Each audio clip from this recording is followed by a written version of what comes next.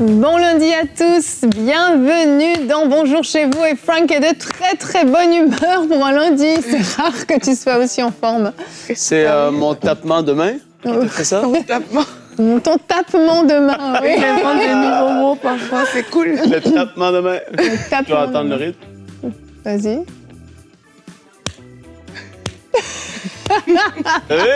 Magnifique, t'as le rythme, Frank. Tes cartons commencent à être usés, Evelyne. Laisse mes cartons tranquilles. Carton dans ta main. Notre thème du jour est Nous sommes en guerre et j'en perds ma voix.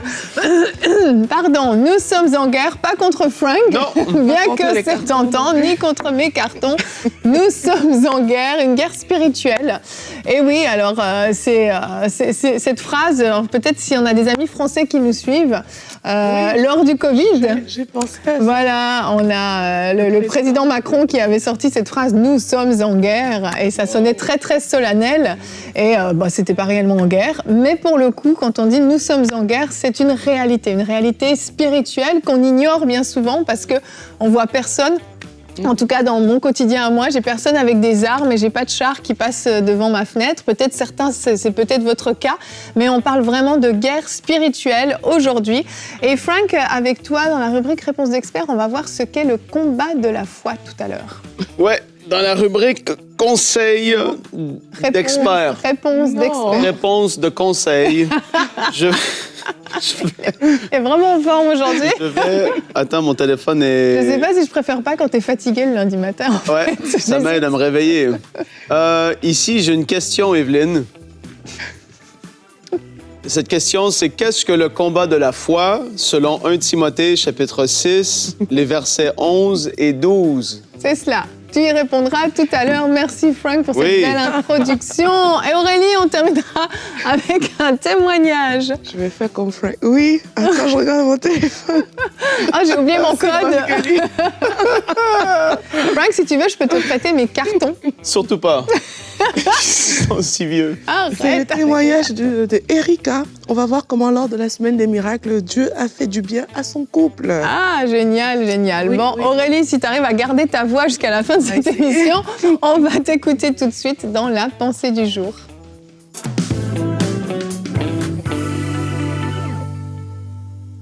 J'ai réalisé qu'on était vraiment en guerre un jour lorsque j'étais en train de lire Éphésiens 6 dans la version Parole vivante. J'avais déjà lu ce chapitre de la Bible dans plusieurs versions. Je pense que je le savais de façon intellectuelle, mais j'ai vraiment réalisé quand j'ai lu cette version-là, et je vais lire avec vous au verset 12.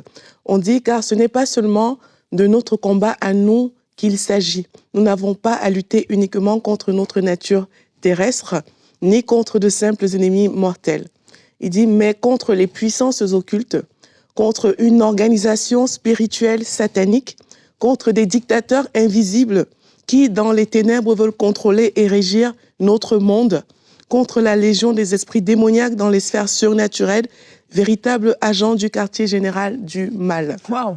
Et je me rappelle quand j'avais lu ça, la chose qui m'était revenue à l'esprit, c'était qu'en fait, il y a toute une structure, il y a toute une organisation qui est vraiment mise en place, comme la Bible dit ici, pour régir et pour contrôler notre monde. Et on ne te demande pas ton avis dans cette organisation-là, c'est que vraiment l'enjeu, c'est de contrôler, c'est de dominer et c'est d'amener l'empire du diable. Et quand on lit, on a l'impression que c'est très, très bien organisé. Et Jésus nous a également dit ça dans sa parole. La Bible dit dans Jean 10 au verset 10 que le voleur ne vient que pour dérober, égorger et détruire. Moi, je suis venue afin que les brebis aient la vie en abondance. En fait, quelque part, je peux dire que c'est des niveaux d'attaque, entre guillemets, du diable. C'est qu'il y a des moments, il va vouloir dominer, comme on a vu, il va vouloir te voler, il va vouloir t'égorger, il va vouloir te détruire. Et si tu ne réalises pas ça, tu risques de vivre une vie passive, une vie dans laquelle tu n'en as pas conscience et tu te fais voler des choses que Dieu a prévues pour toi. La Bible, en parlant de la mission de Jésus, nous dit que Jésus-Christ est venu sur la terre pour détruire les œuvres du diable. Il est venu détruire l'empire du diable. Et qu'est-ce que Jésus-Christ a fait? Quand on lit la parole, c'est que les gens étaient guéris, il y a eu des délivrances, des cœurs restaurés, un peu comme c'est écrit, l'Esprit du Seigneur est sur moi. Il est venu pour restaurer les cœurs brisés, pour délivrer des personnes. Et tout ça, c'est des œuvres du diable. Et c'est comme ça que cette guerre va se manifester, en fait. Cette guerre va se manifester comment? C'est que il y aura des attaques à différents niveaux. Ça peut être dans votre famille, ça peut être des maladies, ça peut être des attaques démoniaques, des oppressions, tellement de choses que Satan met en place vraiment pour contrôler des vies, pour garder des gens dans la captivité et pour les empêcher de vivre la vie abondante que Jésus a prévue. Face à tout ça, la Bible nous propose dans Éphésiens 6 de ne pas rester passif. Éphésiens 6 au verset 13, c'est la suite du verset que j'ai lu tout à l'heure, toujours dans la version Parole vivante. Voilà pourquoi il vous faut endosser toute l'armure divine, afin de pouvoir tenir bon au mauvais jour, de faire usage de tout l'équipement que Dieu vous offre et de faire tout ce qui vous est possible si vous voulez repousser les attaques, remporter la victoire sur tous les ennemis et rester maître de la place. Donc ici, il nous invite à ne pas rester passif. On nous invite à nous revêtir de l'armure de Dieu. Dieu a déjà prévu dans son plan qu'on ait la victoire sur le diable. Et il faut se revêtir de son armure. Il faut voir ce que Jésus-Christ a fait à la croix pour nous. Et alors qu'on choisit de marcher dans cette autorité-là, à coup sûr, la guerre, on connaît déjà l'issue. On est plus que vainqueur en Jésus-Christ. Yes, merci Aurélie. C'est très très fort la version que tu nous as lue. C'est très parlant et ça nous amène face à une vraie réalité effectivement. Alors moi j'ai une version un petit peu plus soft, mais je vais vous la lire quand même. Éphésiens 6, on reste bien sûr dans Éphésiens 6. Quelle version?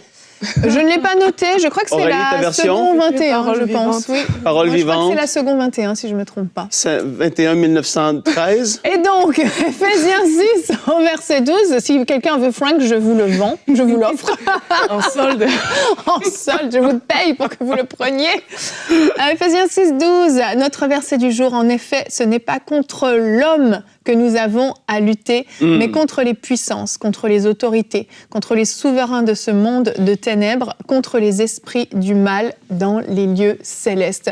J'ai aimé cette version parce qu'elle nous dit que spécifiquement, ce n'est pas contre l'homme. Ouais. Et bien souvent, en fait, on se divise de l'interne.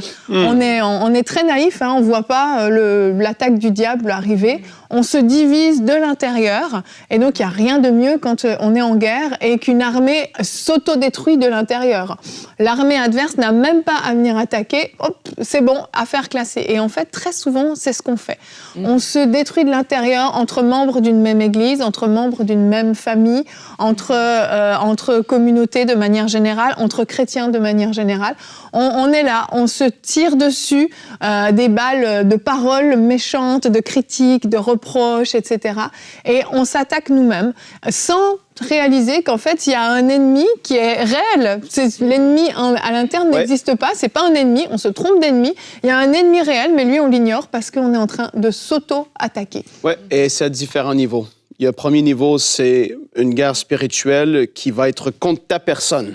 Toi qui suis, tu vas avoir des attaques sur ta vie qui vont arriver tôt ou tard. Parce que si tu es réellement enfant de Dieu, le diable ne va pas te laisser avoir cette belle vie tout tranquille, douce et extraordinaire, sans jamais qu'il y ait d'attaque ni de tribulation, quelle qu'elle soit. Il va y avoir quelque chose qui va vouloir se lever contre toi. Oui. Ça, c'est la première des choses. Il faut sortir de ce monde de rêve spirituel chrétien, que tout va toujours bien aller. Non, c'est pas vrai. Jésus a dit, même aux disciples, je vous envoie comme des brebis parmi les loups. Ça ne sera pas agréable par moment, mais il faut en être conscient. Après, il va y avoir au niveau du couple, au niveau de la famille, au niveau de l'Église locale. Après ça, sur des nations entières, il va y avoir, on voit le système de ce monde qui est mis en place, mais qui, derrière, il y a le monde spirituel qui influence, qui met des personnes en place pour pouvoir oppresser de différentes façons, etc. On ne rentre pas dans tout ça aujourd'hui, mais c'est des réalités spirituelles qu'il y a des dominations, des principautés qui sont là sur des nations, etc. Et donc, il ne faut pas en être aveugle. Maintenant, il ne faut pas avoir peur de ça, parce qu'en effet, on se rappelle que Jésus-Christ a tout vaincu à travers de l'œuvre de la croix. À travers son puissant, sa mort et sa résurrection, il a dépouillé les autorités, il les a livrées publiquement en spectacle. Donc, il va y avoir une attaque. Maintenant, on est appelé à triompher. Amen. Et c'est ça la bonne nouvelle. Aujourd'hui, il faut se le rappeler, parce que lorsque ça va venir contre ta personne, et ça va venir de différentes façons, des tentations, des opportunités, des personnes qui vont venir dans ta vie soudainement que tu n'as jamais vu de ta vie, des relations nouvelles qui sont là, mais qui vont vouloir t'amener et te tirer vers le bas. il faut que tu sois conscient parce que l'ennemi est rusé. Il va vouloir agir de différentes façons. Dans les églises, c'est par des divisions subtiles sur des trucs, des virgules, des mots, des pinaillages de doctrine, de ci, de...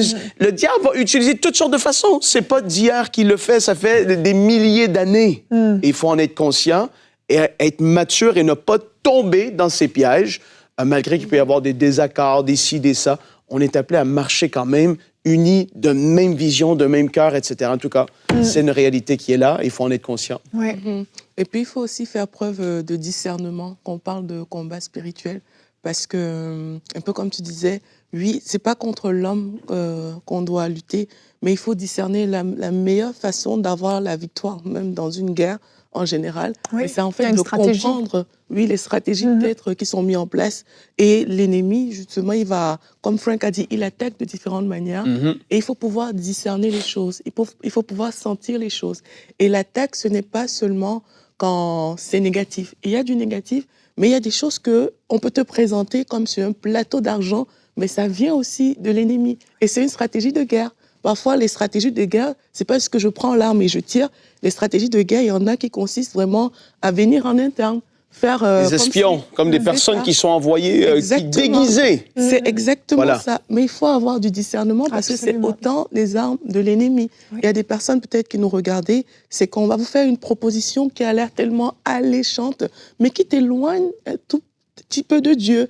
Tu vois comment tu es en train de t'éloigner et tu dis oui à ça, mais sache que le système tel que Satan le met en place par rapport à ce qu'on a lu, le but de tout ça, c'est de t'éloigner du Seigneur, en fait. Oui. Le but de tout ce que l'ennemi fait, le but de pourquoi on est en guerre, c'est vraiment pour que les gens s'éloignent de Dieu. Donc, c'est aussi avoir le discernement de voir que l'attaque, c'est pas juste quand ça semble mauvais. Oui, ça fait partie des attaques, mais il y a aussi des choses alléchantes qui peuvent nous être proposées, mais qui sont des stratégies fines de l'ennemi pour nous détourner de Dieu. Et c'est très vrai ce que tu dis, Aurélie, le discernement est essentiel. Et je ne suis pas une spécialiste dans les trucs de guerre, mais ce que je sais, c'est qu'en général, quand il y a une guerre dans un pays, soit tu es dans le camp de l'armée, soit tu es dans le camp des civils. Et quand on parle de dommages collatéraux, bien souvent, les dommages collatéraux sont les civils. Les civils sont vulnérables, c'est eux souvent qui vont se faire le plus massacrer dans les guerres. Et en tant que chrétien, en tant qu'enfant de Dieu, on a le choix. Soit on va être un soldat, on va être un chrétien sensible, éveillé, avec du discernement, qui va veiller, qui va prier et qui va être rempli de sagesse et qui va revêtir son armure. Ça va être un soldat qui va combattre, soit vous allez être un civil. Un civil va être passif, n'aura pas d'armure, n'aura rien pour se défendre, il va fuir, il va se cacher, et c'est la cible idéale pour le diable. Donc ce thème aujourd'hui a pour but de réveiller des consciences réellement. Quand on dit « nous sommes en guerre », c'est pas une blague, c'est pas un titre à clic, c'est une réalité. Et en guerre, eh bien, il faut prendre les armes et il faut combattre. Pas contre les hommes, comme on l'a dit, mais contre le diable. Ça va se passer dans la prière, on va en parler dans un instant avec toi, Frank, mais c'est quelque chose qui est nécessaire, qui est indispensable. Donc ne soyons pas passifs, ne soyons pas naïfs, mais soyons réalistes sur la situation actuelle qu'on peut vivre personnellement, que nos familles vivent, que nos églises vivent, que les chrétiens du monde entier vivent, et soyons des soldats dans l'équipe du royaume de Dieu. Et que les gens puissent ouvrir les yeux à des situations que vous vivez en ce moment et réaliser que pour certains d'entre vous, c'est une attaque qui était là et qu'aujourd'hui, on n'a pas voulu rentrer dans le comment, la prière, tout ça, mais c'est de faire réaliser qu'en effet, le diable est là et il cherche qui il peut attaquer. Et aujourd'hui, peut-être que ce que tu vis, c'est ce qu'on vient de mettre à la lumière. Et là, il faut se réveiller et dire non, je ne vais pas tolérer ça encore 1 an, 2 ans, même un mois, 1 semaine. Je vais me lever. Yes, amen, amen. Et on va voir avec toi, Frank, maintenant, qu'est-ce que le combat de la foi dans la rubrique Réponse d'experts?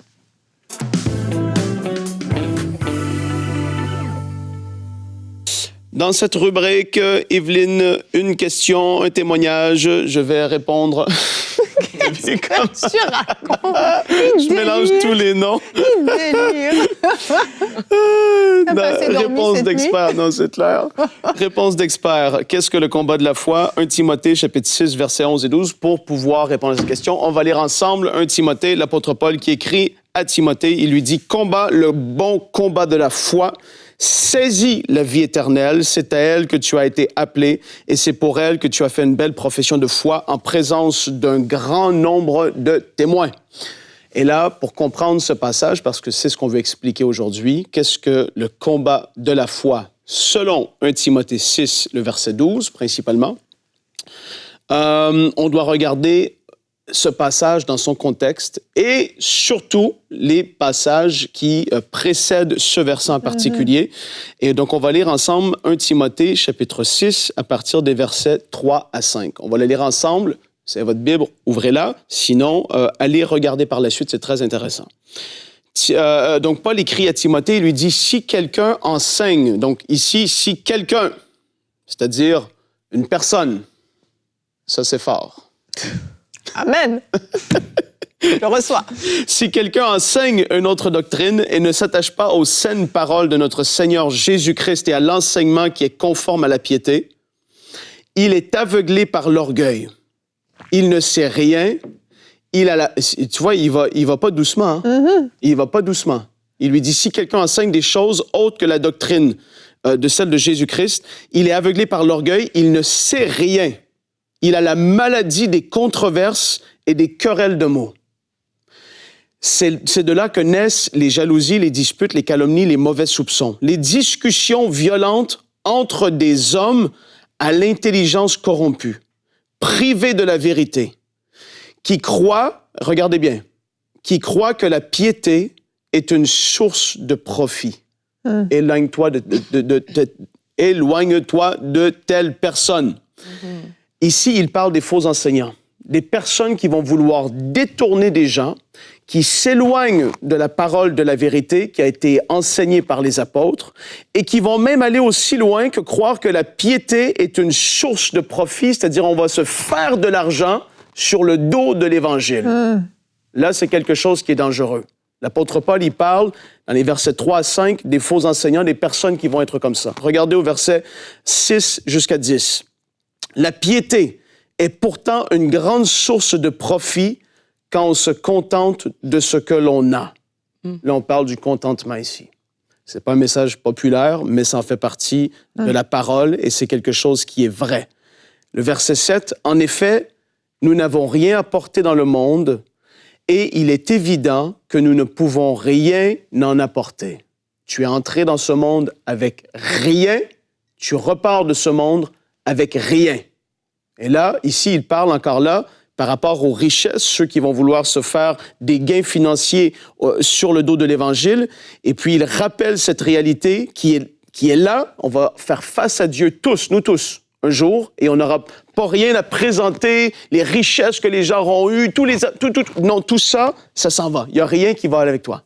Aujourd'hui, rappelle-toi de cette vérité qui est là. Et il continue au verset 8, « Si donc nous n'avons de la nourriture et des vêtements, cela nous suffira. » Il parle encore du contentement ici. « Quant à ceux qui veulent s'enrichir, ils tombent dans la tentation, dans un piège et dans une foule de désirs stupides et nuisibles. » Je lis la version second 21. Il dit, ceux qui veulent s'enrichir, ils tombent dans la tentation, dans un piège et dans une foule de désirs stupides et nuisibles qui plongent les hommes dans la ruine et provoquent leur perte. Vous allez voir, on arrive au verset qu'on parle, parce que souvent ce combat, c'est le combat de la foi est dit comme ça, mais on ne voit pas ce que Paul disait juste avant de citer ce verset. Et vous allez voir où est-ce que j'en viens. Et il dit, l'amour de l'argent est en effet la racine de tous les maux.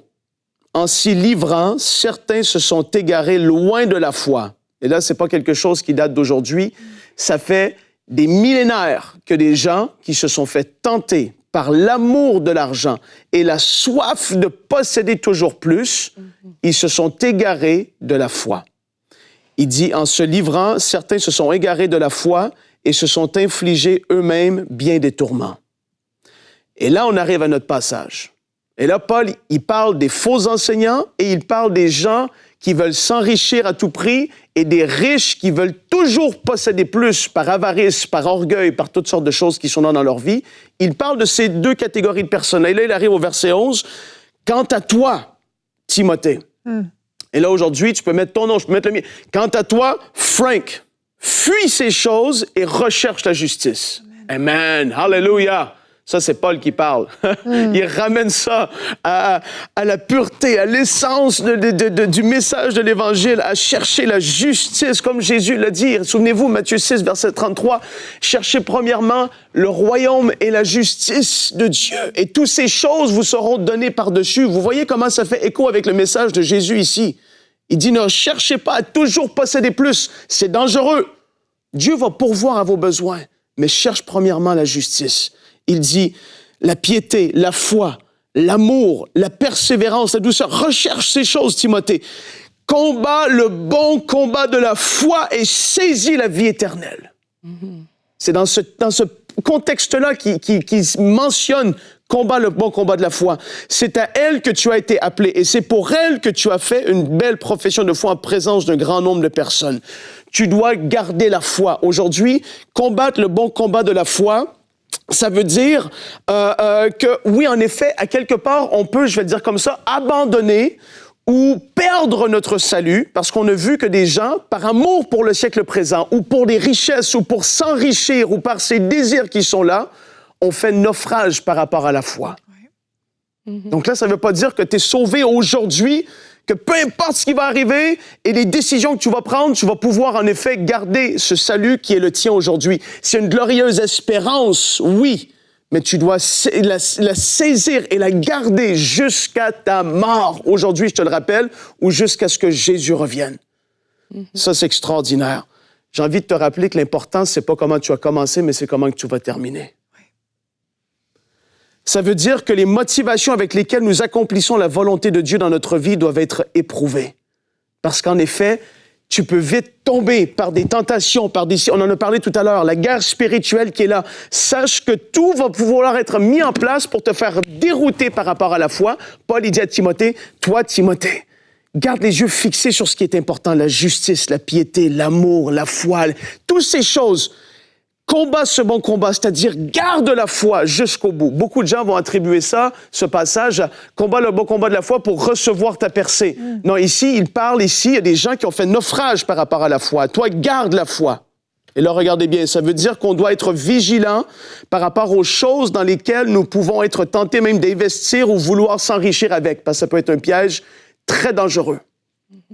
Ça veut aussi dire que la recherche active de l'enrichissement matériel, des gains financiers naturels ici terre à terre peut devenir un gros piège pour l'enfant de Dieu. Alors que tout aujourd'hui veut nous pousser dans cette direction. Tu dois réussir, tu dois prospérer beaucoup plus. Etc. Mais si tu prospères et le Seigneur te fait grâce, c'est que oui, il t'a donné cette intelligence et t'a positionné dans des endroits stratégiques, etc., c'est pour soutenir son royaume et l'avancement du royaume, et non pas juste pour avoir une plus grande maison à tous les coups et t'accumuler des richesses, parce que Paul l'a dit ici, on est venu dans ce monde avec rien, on va repartir sans rien. N'aie pas tes yeux fixés sur ces choses. On n'est pas en train de dire un message contradictoire parce qu'on le prêche ici, on doit être équilibré, mais la réalité est que le combat de la foi dans ce passage, c'est de persévérer jusqu'à la fin, parce que regardez, le même langage revient dans 2 Timothée, chapitre 4, les versets 6 à 8. Et ces deux passages ont été écrits à peu près de 1 à 3 ans de différence entre les deux, la première lettre à Timothée, la deuxième. Pour ma part, Paul dit en effet, je suis déjà comme sacrifié, le moment de mon départ approche. J'ai combattu le bon combat, celle de la foi. J'ai gardé la foi. Paul a été persécuté, il aurait pu tout abandonner à tellement de reprises, mais il a gardé le combat. Il a combattu le bon combat. Il dit, j'ai terminé la course, j'ai gardé la foi. Désormais, la couronne de justice m'est réservée. Le Seigneur, le juste juge, me la remettra ce jour-là. Et non seulement à moi, mais aussi à tous ceux qui auront attendu avec amour sa venue. Donc aujourd'hui, ce passage, ça nous parle de garder la foi jusqu'au bout, malgré les attaques, les tribulations, le combat spirituel dans lequel que tu es, les décisions que les gens autour de toi vont prendre, etc. Tout ça, un jour, ça va disparaître, ça va être toi vis-à-vis de Dieu. Et comment est-ce que tu vas avoir fini ta course? Seigneur, je prie qu'on puisse combattre le bon combat comme Paul le fait, qu'on puisse terminer notre course, qu'on puisse saisir la vie éternelle comme Paul l'a dit à Timothée. Restez accrochés à ça. Il n'y a rien de plus grand et de plus important que tu fortifies aujourd'hui mon frère et ma sœur qui suivent cette émission, qui sont tentés de toutes sortes de côtés de pouvoir abandonner et tourner le dos à Jésus-Christ, leur Seigneur et leur Sauveur, d'abandonner la foi par désir de s'enrichir. C'est un piège que l'ennemi met devant tellement d'enfants de Dieu. Je prie qu'on soit gardé, qu'on ne tombe jamais là-dedans. Qu'on puisse garder la foi jusqu'à la fin, Seigneur, au nom de Jésus. Amen. Amen, amen. Merci, Frank. Et quand on parle de guerre, on le sait, l'objectif ultime du diable, c'est justement de nous faire perdre la foi, de nous faire chuter, de nous faire perdre cet héritage merveilleux auquel nous avons droit. Alors oui, soyons ces soldats qui allons combattre le bon combat. Seigneur. On va continuer avec un couple qui a combattu le bon combat pour eux-mêmes avec la rubrique témoignage.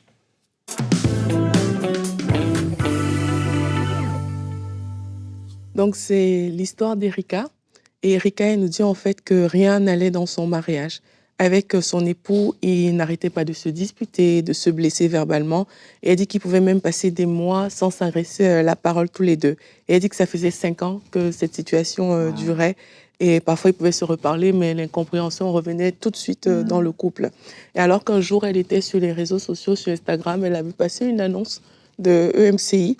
Et c'est comme ça qu'elle a connecté en fait avec la chaîne. Et c'était peu de temps avant la Semaine des Miracles. Donc elle a entendu le nom Semaine des Miracles. C'est ça qu'elle a vu. Et puis elle était comme OK, j'ai besoin justement de miracles. Elle dit le premier jour du programme, donc elle a regardé le premier jour le Dieu qui secourt ta famille. Puis elle a fait une prière à Dieu. Elle a dit Seigneur, je veux que tu restaures mon couple parce que je pense que toi seul, tu peux changer cette situation définitivement. Et elle dit que alors que le pasteur était en train de dire qu'il faut demander pardon dans l'émission, elle dit elle n'arrivait pas parce que pour elle c'était comme c'était impossible de demander pardon. Et elle dit que la semaine est passée, elle a suivi la semaine du miracle. Et alors qu'on était en train de faire le final de la semaine du miracle, elle dit qu'elle a senti quelque chose se passer à l'intérieur d'elle. Elle a commencé à pleurer à chaud de larmes. Et ce même soir, dans le final, il y a une parole qui a été dite. On a dit, c'est pas fini. Dieu va agir même après la semaine des miracles. Elle a commencé à écouter EMCI. Elle est tombée sur Bonjour chez vous le lundi après la semaine des miracles. Et là, c'était l'émission Redonne vie à ton couple. Et elle dit, dès qu'on a fait la pensée du jour, elle dit, c'est exactement tout ce qu'on est en train de dire, c'est ce qui se passait dans sa vie, en fait. Et là, c'est comme s'il y a une pièce du puzzle manquant qui s'est fait en elle. Et là, elle a rejeté la pensée que son mariage ne survivrait plus. Et elle est partie voir son mari. Elle a demandé pardon. Ils se sont demandé pardon tous les deux. Ils ont parlé et c'est comme ça qu'il y a eu une restauration dans son couple.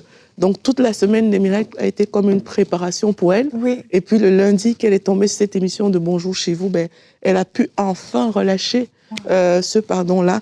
Et le couple est restauré. Gloire à Dieu. Vraiment, magnifique témoignage. Ça me touche beaucoup. Ouais, c'est vraiment 5 ans, t'imagines, 5 ans de galère dans le couple, à ne pas se parler parfois pendant un mois. Et c'est bien aussi de partager les émissions, je veux dire, parce que tu vois, elle tombait connaissait pas. Tu vois, c'était un hasard. Et je pense que les gens qui nous écoutent, ce serait bien aussi de partager dans différents groupes. C'est très vrai, c'est très très vrai, vraiment. C'est pas ce qu'une émission peut enfanter dans le cœur des gens.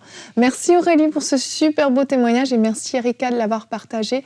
Si vous aussi vous avez des témoignages, des choses que le Seigneur a fait dans vos vies, des miracles que Dieu a accomplis au travers de la chaîne EMCI TV, vous pouvez aller sur le site emcitv.com/témoignages. Vous pouvez nous partager vos témoignages en vidéo, en audio ou par écrit. Et on va se retrouver demain, ce sera la suite d'aujourd'hui. On va parler de ce combat qui est spécifiquement pour la famille. Moi et ma famille, nous servirons l'Éternel. C'est le thème qu'on va aborder demain. Et Nadine fera une rubrique famille sur le combat spirituel pour nos enfants. Donc soyez avec nous demain. C'est une continuité de ce qui a été abordé aujourd'hui. Et n'oubliez pas, nous sommes en guerre. À demain, bonjour chez vous.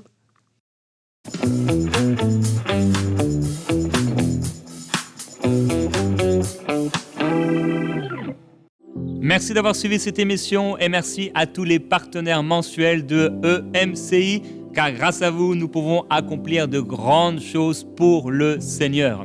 Je veux partager avec vous le témoignage de Jules et de Stella du Gabon qui nous disent qu'ils traversaient une situation financière extrêmement difficile et ils ont quand même choisi de devenir partenaires mensuels avec EMCI.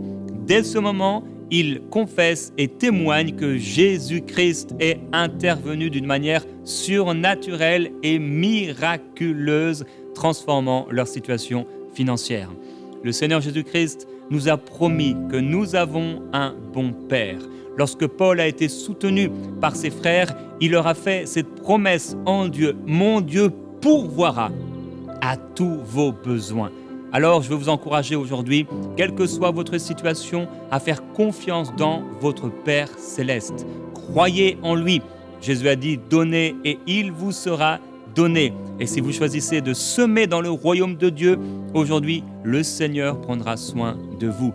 Je veux vous encourager à rejoindre la grande famille des 20 000 partenaires de EMCI, comme Stella et Jules, et voir la main du Seigneur se manifester dans votre vie.